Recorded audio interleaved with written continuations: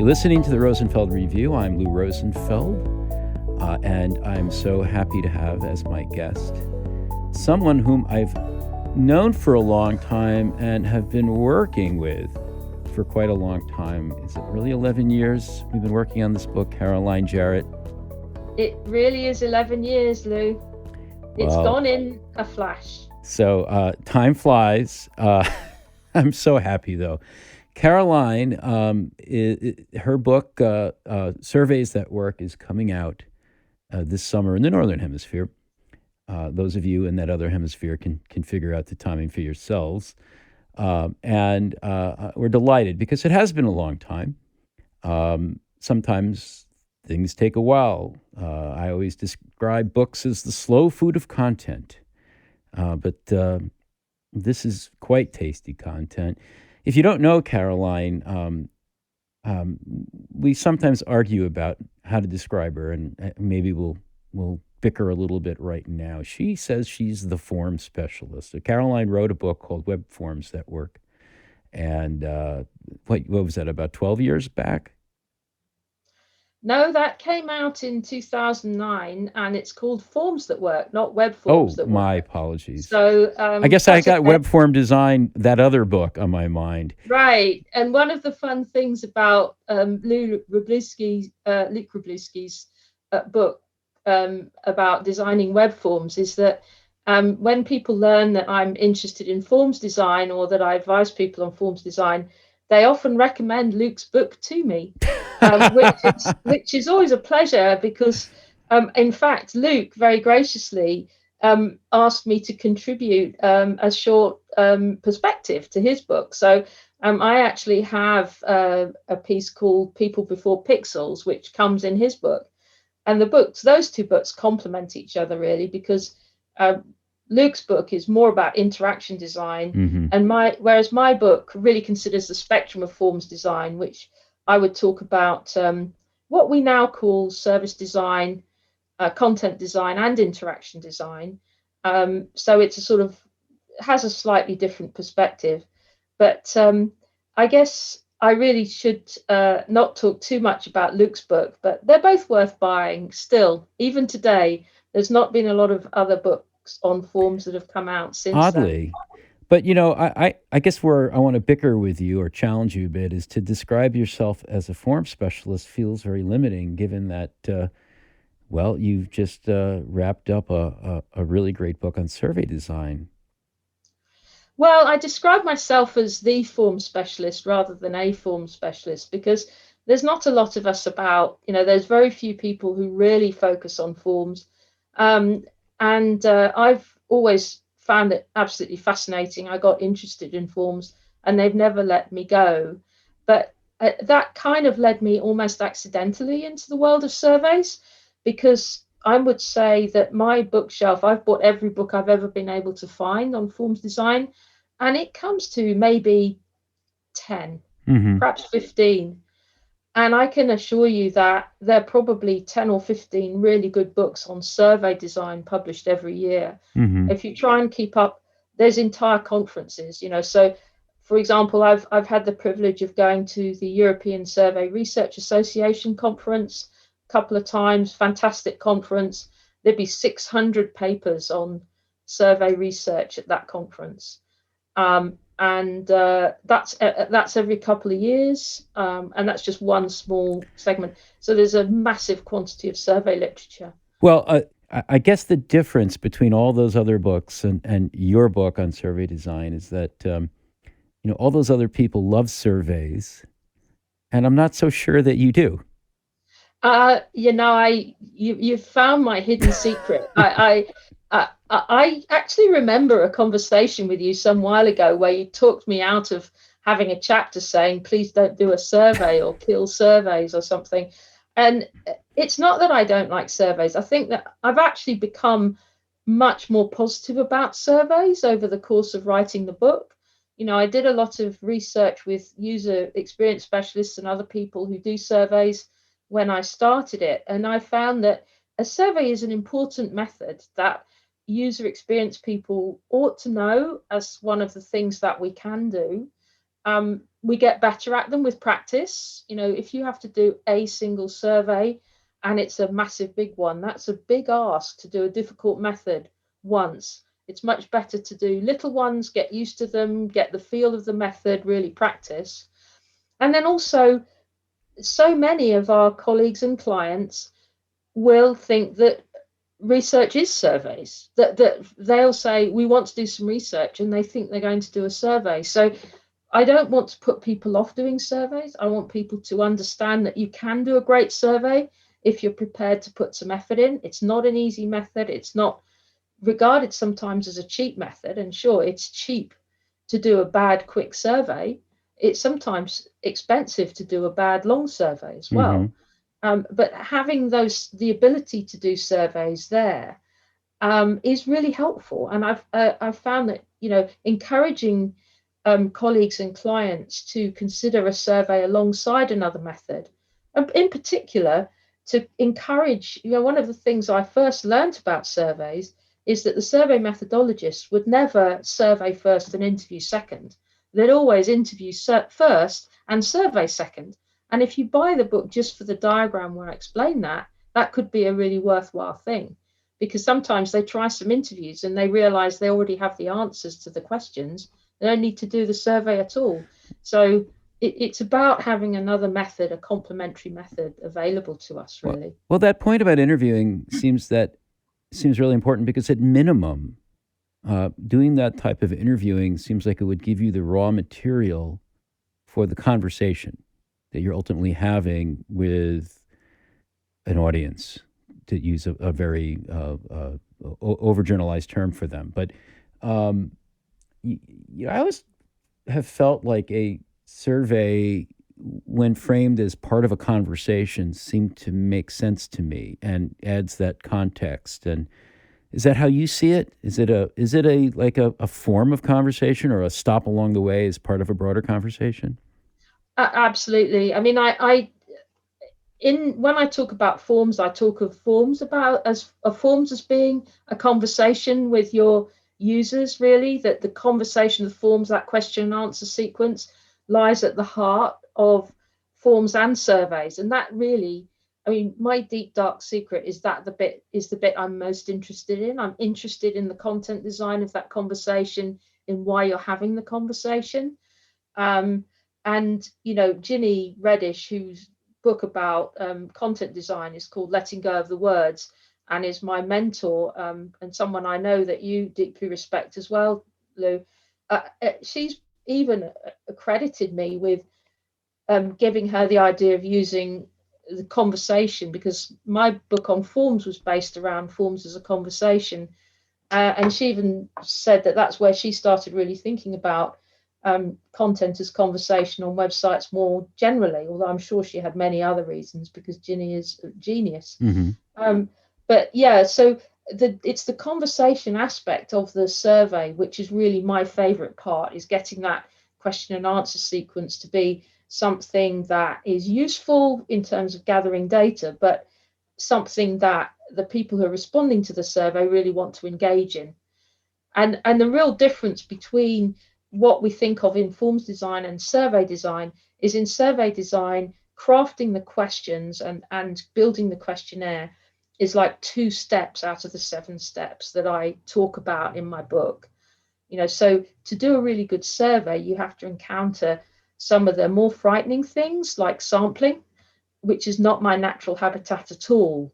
But we do have to think about, where are those conversations originating with, and with whom, and how many, and how do we find the right people to have them with in order to get robust survey data out at the end. So I've had to kind of tackle some areas that I thought I knew about, but I had to learn a lot more about than I expected in order to be able to write a book.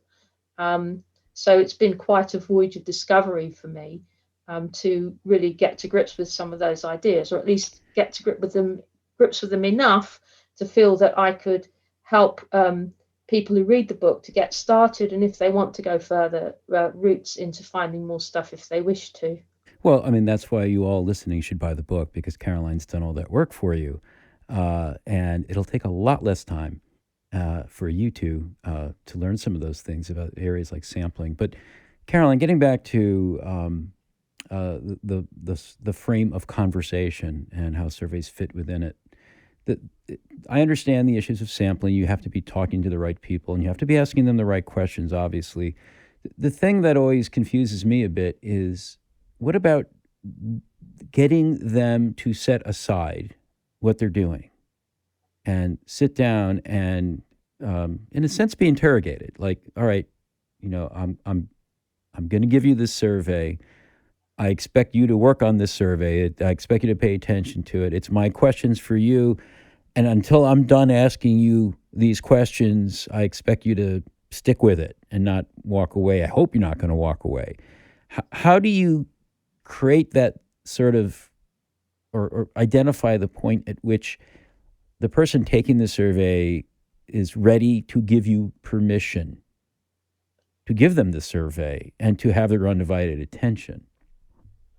Well, I drew on a concept from another hero of the world of surveys, Don Dillman. I was always very impressed with his books. I found them very easy to read for survey methodology books. He's still around, fortunately. He's still producing a new edition of his book from time to time. And in the first one I read in the series, he talked about why people respond to surveys. And he drew on a sort of concept called social exchange theory, which is not his idea, but the way he applied it to surveys I found very interesting.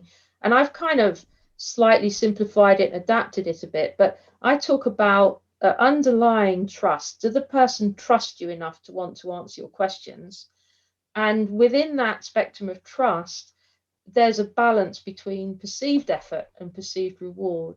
So the perceived effort is, you can reduce the perceived effort by doing some good design things, by choosing an interesting topic, by not wasting the person's time with irrelevant questions. And the perceived reward is, well, what's in this for me? What will I get out of it? And people will often think of doing a survey. They'll reach rather unthinkingly for the prize draw. Oh, if we promise that you can be entered in a draw for an Amazon gift card, then of course they'll want to do the survey. But people don't believe they're necessarily going to actually be a draw, and they don't think they're going to win it anyway. So that sort of reward has very little power. But if you can couch the survey invitation appropriately, you're one of a small number of people we specifically want to hear about this individual issue that is interesting for you, and you trust us enough to do something useful with the answers, then they will answer. But what we're all finding these days is that every time you buy something, every time well, in the olden days when we used to go take airplane trips, remember them? They used to happen in the olden days. I believe they might be coming back, actually. You couldn't get on a flight with being asked a survey about it.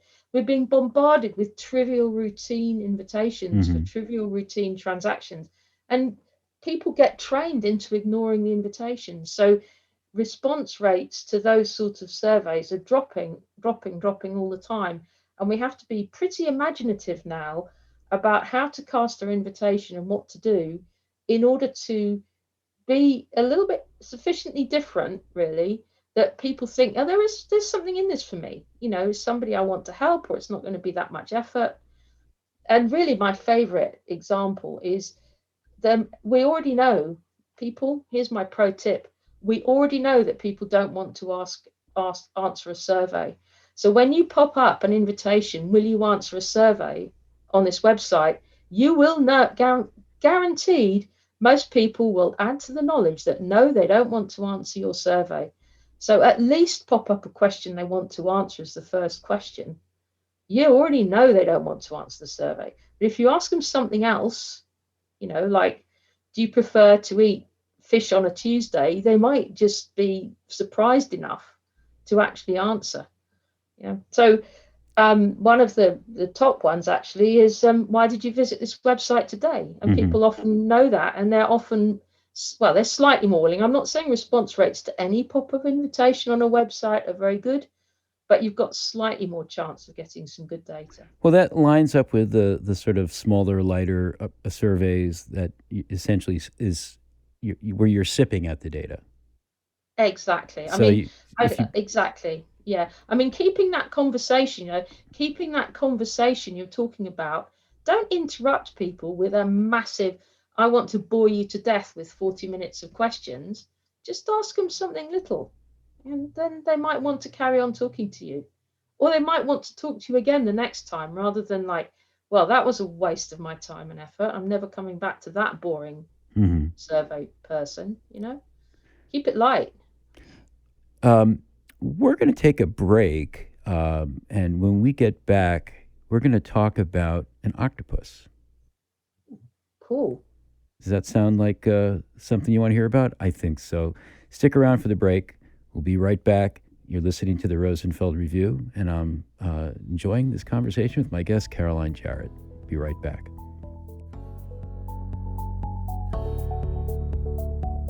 I hope you're enjoying the podcast. If you want more, not only do we have a whole bunch of podcasts in our archive, but we have something that's very current, very alive, and very engaging for groups, and that is our communities.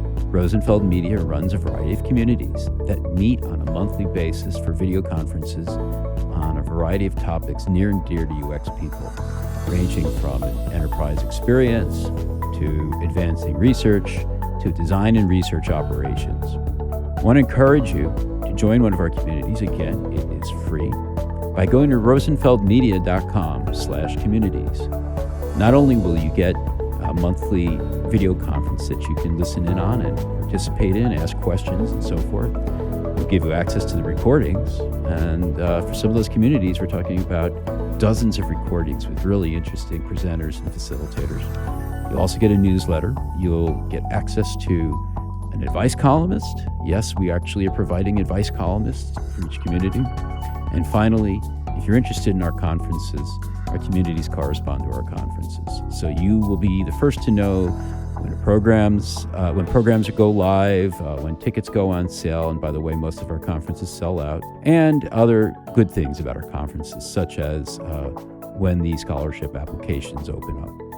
So go to rosenfeldmedia.com/communities. You're going to find something that's free, something that's interesting, and it's a great opportunity to find your tribe as well. We'll see you there.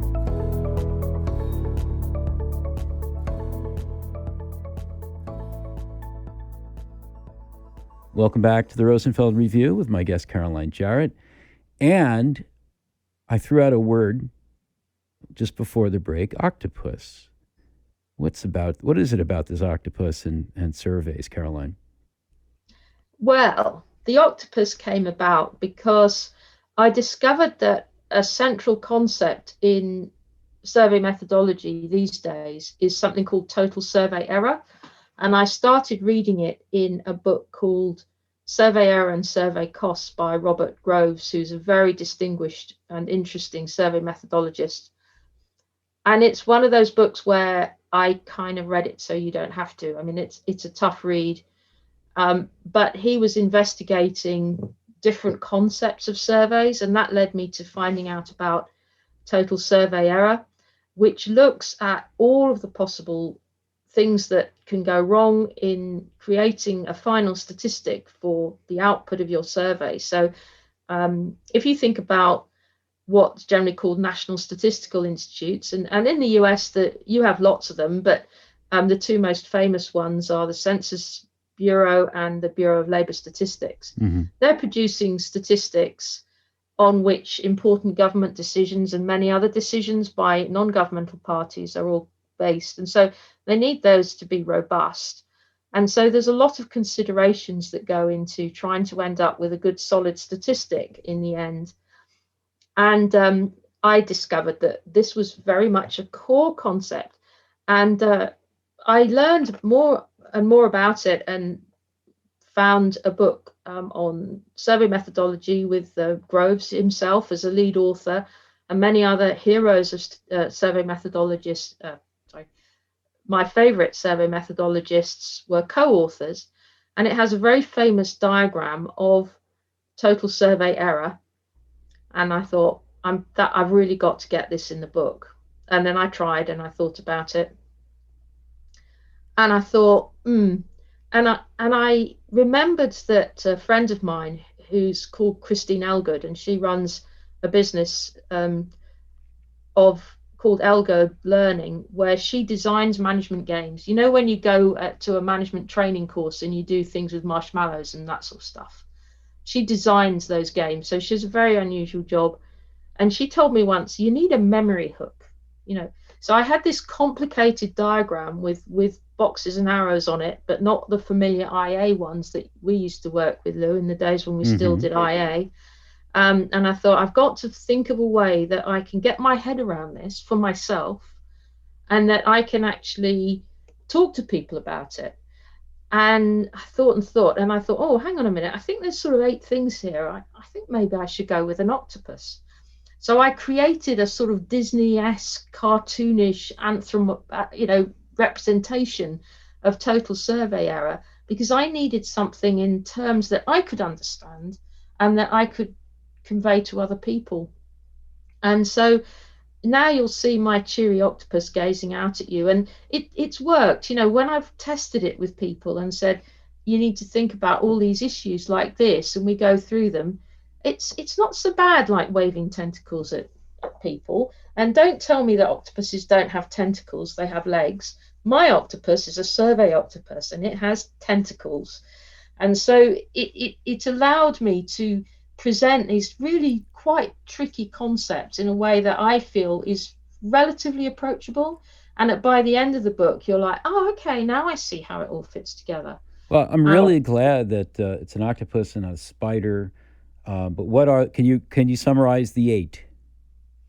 there you now. Can I actually remember?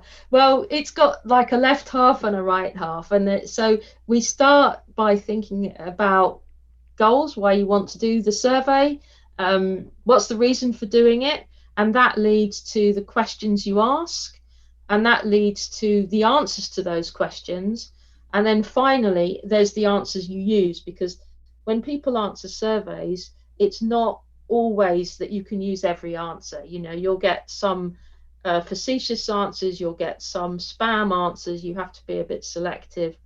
um, and then on the right hand side, we look at really what the survey methodologists would call sampling, which is who you want to ask. So we're looking down the right hand side, we've got the list you sample from, or the way you get the people you're going to ask, the sample, who you actually ask out of that list. Hmm. Then you've got the ones who respond from the sample, and then you've got the ones whose answers, responses that you use, because sometimes you feel the urge not to use an entire response. You know, you may get, again, sometimes just plain repeated. I mean, sometimes you get two answers that are identical, obviously by mistake.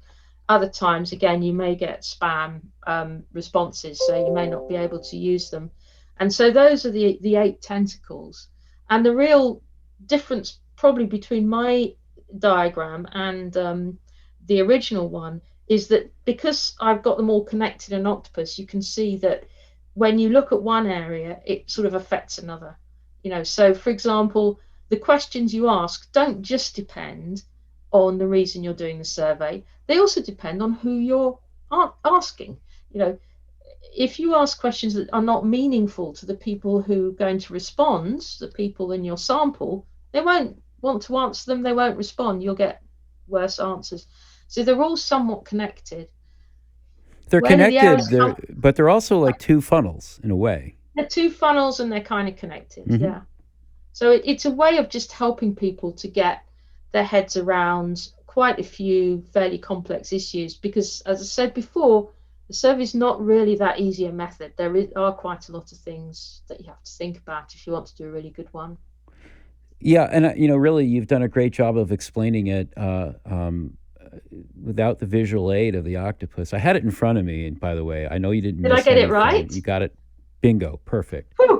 Perfect. And that kind of description is strong enough that you probably could have gotten away without the visual representation in the book. But I'm really glad you have it. It's a good shorthand that you return to again and again in the book. Very helpful in that regard.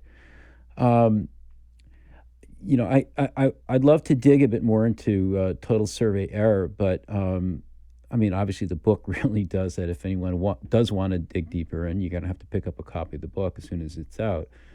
But there's another topic that comes up again and again in survey design. It's probably the survey designer's annoyance. It's this thing that you probably get bugged about a lot, certainly in your area of work, and that's the Likert scale, which I know you think it's a Likert scale, but I can't help but think of it as a dislikert scale. So Oh, poor Mr. Lickett. Why would you call him a dislike at scale? nah, it's Um, just nobody likes the Likert scale. It's always kind of being mishandled, and I don't know. Well, I don't know. Maybe I'm overstating it. What's your thoughts on no, the Likert scale? fully agree with you about Likert scales. I mean, one of the things that the survey purist would tell you as well is that we very much confuse the Likert scale with the Likert item. So when often people talk about the Likert scale as being the thing that says, um, what did you think of this website? And you have to choose on a scale from 1 to 5 whether you disliked it or liked it. You get all these things of a scale from 1 to 5. But those little individual items where you get individual statements and the 5 or 7 or 3 or 100 response points, they're actually Likert items. So Mm-hmm. they're individual things. And the Likert scale is where you get a dozen of them that all add up together. So you might have, and the most famous one in user experience is probably the SUS, the System Usability Scale, which has got, now my brain's gone, 12 items about usability of websites, for example. But they're everywhere. I mean, these Likert scales are ubiquitous in all sorts of areas of life, and um, very much used in medical areas, in personality assessment, you name it. There's a Mm-hmm. Likert scale of, between 5 and 50 items. They're really difficult to construct. They're really difficult to get right. And then inside of them, you've got your Likert items. And these things can just be really boring. I mean, you can get a barrage of them in grids. And one of the statistics, which I have found holds pretty well in practice, is that generally, if you put a grid in front of people, about 17% of the people answering your survey will drop out immediately, because they're quite boring to answer. It's like, oh, Uh, I've seen a grid, I go on. strongly agree. Yeah, there you go. Exactly. And so it's like, I kind of don't do them, just work a bit harder. But if you have to do them and you really want to do them, I have included a 13 task method of creating a Likert scale. And within that, there's a couple, 3 tasks about how to create a Likert item, including my handy flowchart of how to choose the number of response points in your Likert item, which is probably one of the hottest topics, so heavily debated. Do you think I should give people a sneak preview of my handy flowchart, or do you think we should make them buy the book to see it? What do you think, Well, Louis? I'm watching the clock, and I do think we'll have to just tell them they have to buy your book. And by the way, it's just around the corner. Gosh, Summer of gosh, but 2021, and I hate to be so mean, but come on, folks. Caroline's been working on this for a long time. Buy the damn book. It's really good, and I'm biased, but everyone should. Surveys are just they're part of our work. They're unavoidable, like them or not. Lick them or not. Sorry. Um, you need to know the book. You need to know the topic, and so surveys that work should be on your shopping list very soon. It'll be available, obviously, from rosenfeldmedia.com, but also all the Amazons. And we've got just about every base covered now in our global distribution system, I'm happy to say. Caroline, before we break, I do have a question for you, not necessarily related to surveys or the book, but what's someone you'd like to shine a little light on for our listeners?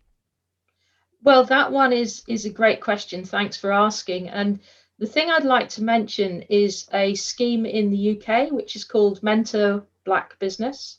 It was set up by Akil Benjamin, who's a very interesting guy. Delighted that he's a friend of mine. In response to the terrible events in 2020, where many of us were shocked at what we learned about the lives of Black people. Akil himself is Black, but he was still moved by the events, and he decided to establish Mentor Black Business over here, to put together people who were willing to throw him a little bit of money to help him set it up, and also people who wanted to find ways to connect with people running Black businesses, either as a mentor. And it's been great. I'm so grateful that I had an opportunity to connect with a business. I'm learning so much from that experience. And I'd really recommend that you maybe have a look into it if you're interested in doing that kind of thing. Perhaps there's not appropriate for you mentoring a British business, but maybe you'd like to think about setting something like that up in your neighborhood. That would be really cool. Or indeed, if you have some spare cash, loose change after buying my book, or even before, think of throwing something in their pot to help them do more things for Black businesses. It's been such a fun thing to be part of. Excellent. Well, thanks for calling out Mentor Black Business as well as mentoring. And thank you for your wonderful work on your new book. We're so happy that it's about to join the pantheon of Rosenfeld Media Books. And Caroline, Jarrett, thanks again for joining us on the Rosenfeld Review today. Oh, it's been a blast, Lou, and I'm so honored to be part of your author list at last. It's great. Thanks, Caroline. Thanks for listening to the Rosenfeld Review, brought to you by Rosenfeld Media.